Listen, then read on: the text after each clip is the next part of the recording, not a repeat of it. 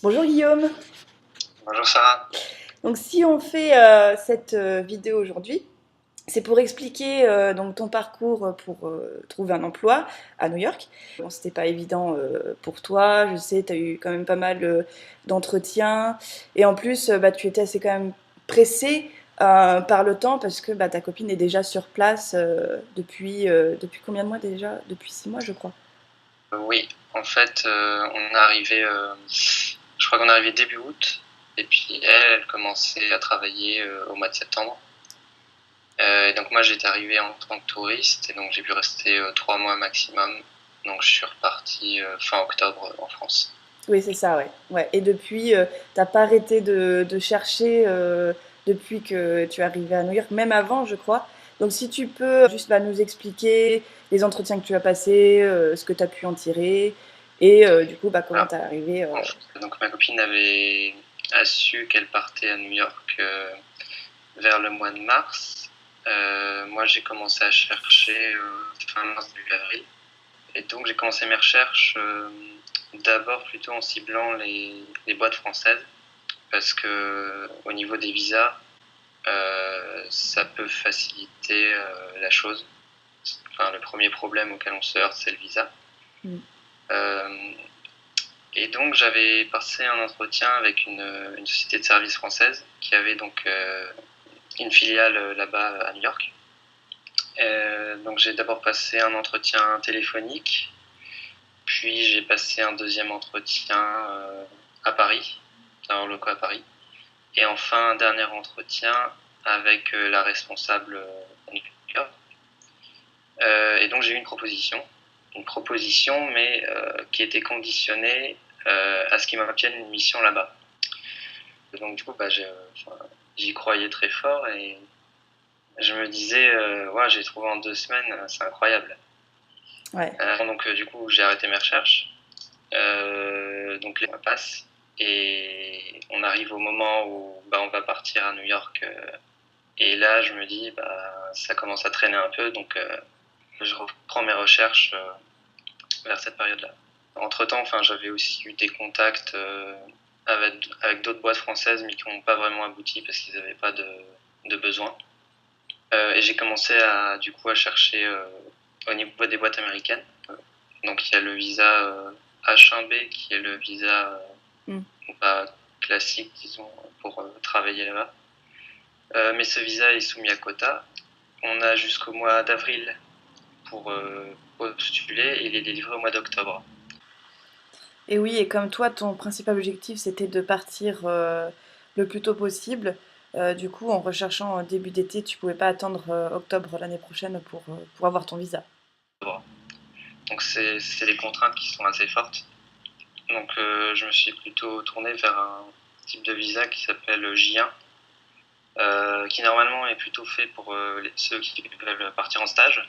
Mais j'étais encore éligible parce qu'il y a une catégorie training, donc pour ceux qui ont déjà de l'expérience. Sur place, donc j'ai pu passer 2 entretiens qui n'ont pas abouti. En fait, il faut savoir que les Américains, ils ont un peu une culture différente de la nôtre. Ils savent très bien se vendre. Par contre, derrière, on n'est pas sûr qu'ils savent faire le boulot. En France, c'est un peu le contraire.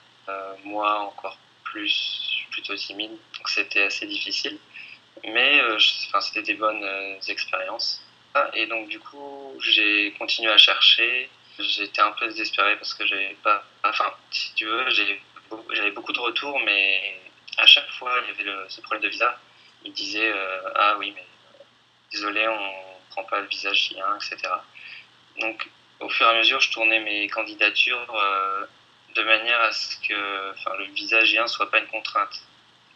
Donc, je leur disais que je m'étais déjà renseigné, que j'avais trouvé des organismes qui pouvaient me sponsoriser le visa, qu'il était valable jusqu'à 18 mois. Donc j'essaie de tourner ça positivement. Bon, j'ai dû donc retourner en France fin octobre. Et donc j'ai continué mes candidatures. Et il y a une boîte américaine qui a été cofondée par un Français. Donc j'avais postulé pour une offre chez eux.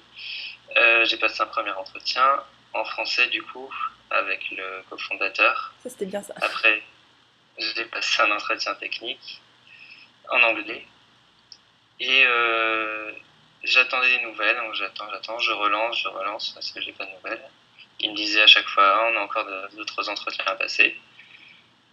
Et au final, j'ai eu une réponse positive vers mi-décembre à peu près.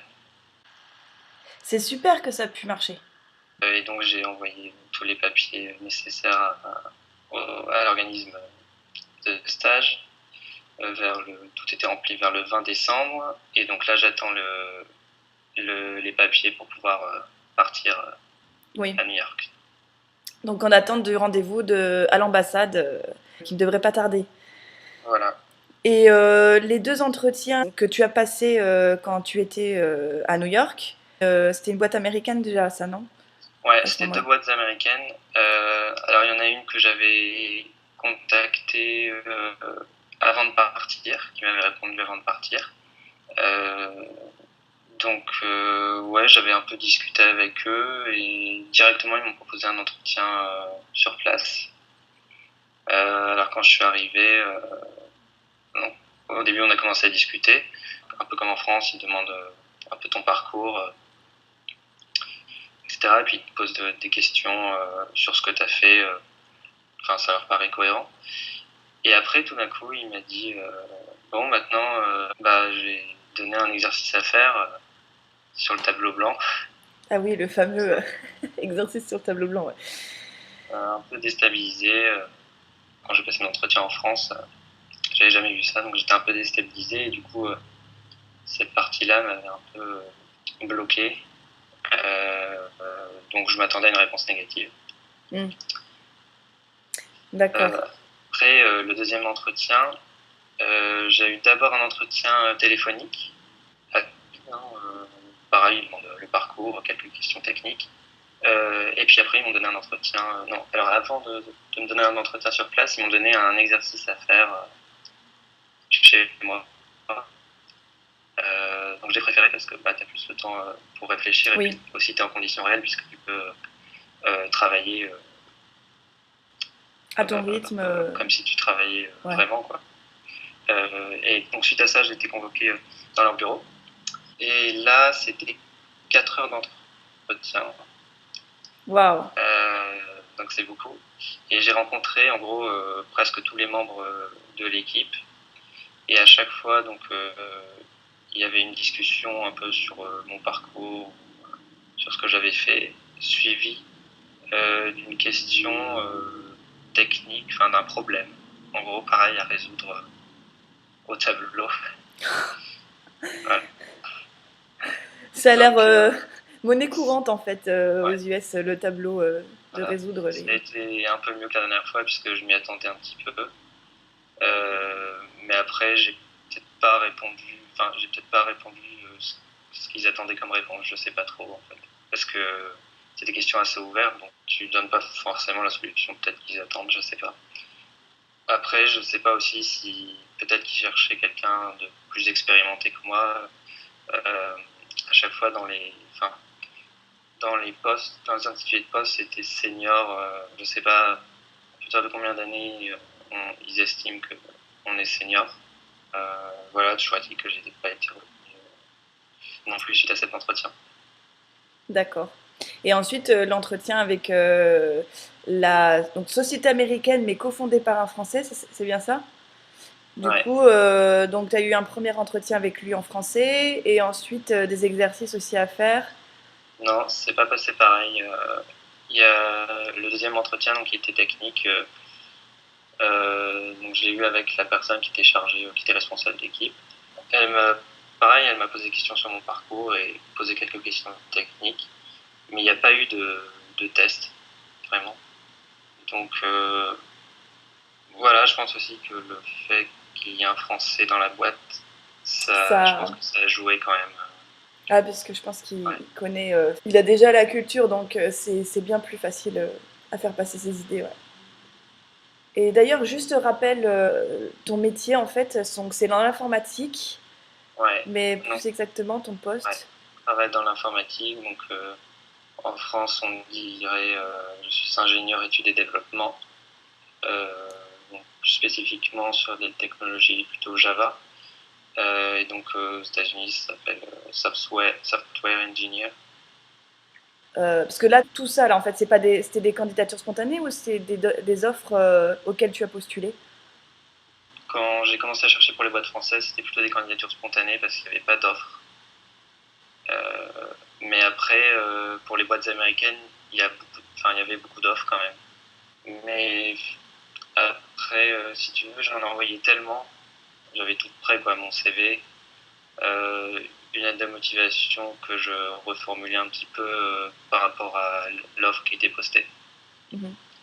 Et donc j'ai quand même envoyé en masse pas mal. D'accord.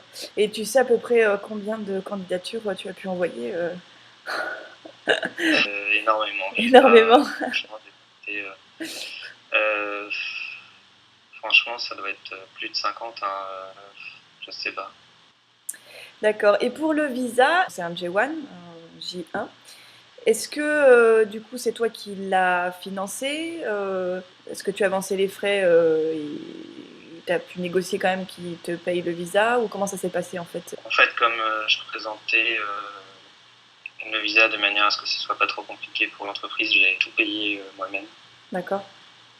Au niveau du prix, en fait, ça dépend de la durée de ton stage. Et donc là, pour 18 mois, c'était 2800 €. Et donc ça comprend une assurance maladie donc, qui est fournie par l'organisme. D'accord. Donc l'assurance maladie, en fait, c'est quoi en fait? C'est une mutuelle expatriée? Je pense que c'est des contrats locaux qu'ils ont sur place. D'accord. Et en fait, c'est ton sponsor, le J1, qui a la Ouais, couverture santé, là, en fait, d'accord. ouais. Et t'es passé par qui en fait pour le sponsoriser? Je suis passé par Intrax. D'accord. En fait, il y a un moment donné, je recherchais les organismes de stage qui te fournissaient le stage. Parce que je me suis dit, moi, je n'arrivais pas à trouver par moi-même. Donc, je m'étais inscrit sur plusieurs plateformes de stage comme ça. Et eux, j'avais vu une offre qui pouvait m'intéresser. Et quand je suis rentré en contact avec eux, ils m'ont dit que c'était. En gros, généralement, les stages qu'ils proposent, ils sont très peu rémunérés ou pas payés du tout. D'accord. Donc, du coup, ouais, ça m'intéressait pas trop le poste qu'ils proposaient. Mais comme ils étaient très réactifs, je suis passé par eux quand j'ai su que j'étais pris par l'entreprise. D'accord, oui. Ouais, parce que en fait, avec le J1, il n'y a pas de plafond de salaire. Et donc, toi, est-ce que c'est vraiment un vrai job et tu as pu négocier un salaire à ta valeur?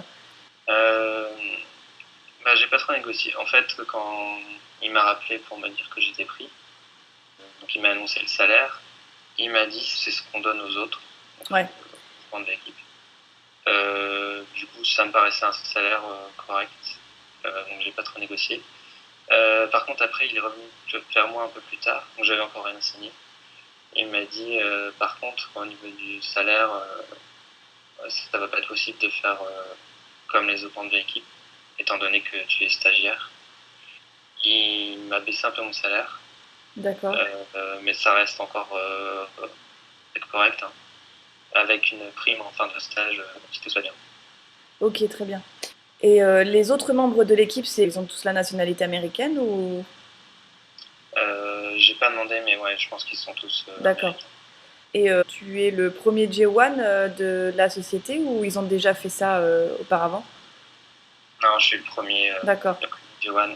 C'est une petite start-up, donc ils sont pas très nombreux. Il avait peut-être même jamais eu la demande en fait.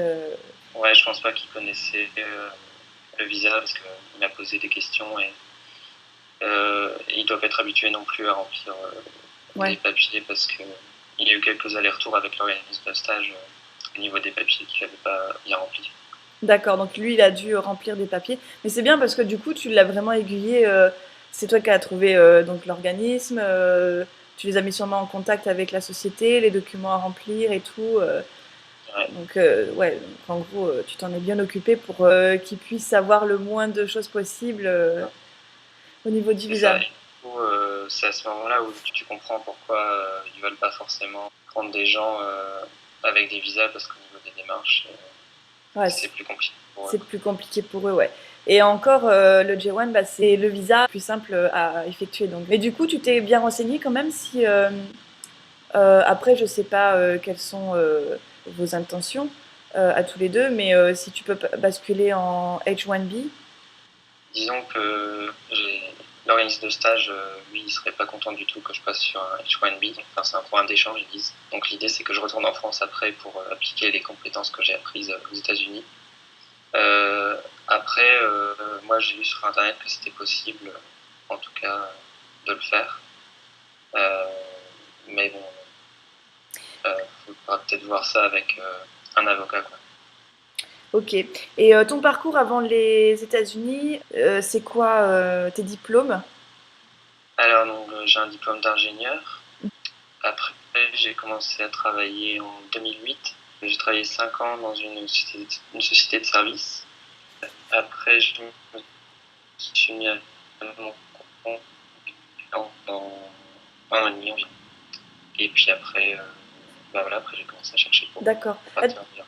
tu étais freelance à un moment en fait en France, c'est ça? Ouais, Ok, indépendant. TMS. Ok. Et ton diplôme d'ingénieur informatique, c'était au niveau master? Ouais, c'est 5 ans. 5 ans. Ok. Une dernière petite question. Est-ce que tu cotises à la retraite aux US, en France? Non, il n'y a rien du tout qui est prévu par le programme pour le visa J1. Mhm. Souvent, avec le salaire, ils offrent ce qu'ils appellent des benefits. Mais ça, ils m'en ont pas parlé. Donc, non, il n'y a rien qui est prévu. Donc, bah, je mettrai de côté de l'argent. C'est comme moi, hein, actuellement, je ne cotise plus à la retraite. Et c'est vrai que bon, enfin, pour 18 mois, enfin, ça va quoi. Après, c'est vraiment plus dans le long terme où il faut se poser la question. Ok, on en a terminé. Est-ce que tu as d'autres choses à rajouter ou je pense qu'on a fait le tour aussi? Ouais, je pense qu'on a fait le tour. Ok, ok, super. Bah, merci Guillaume pour cette interview Je t'en prie. qui va être très intéressante pour les futures personnes qui souhaitent partir travailler aux États-Unis.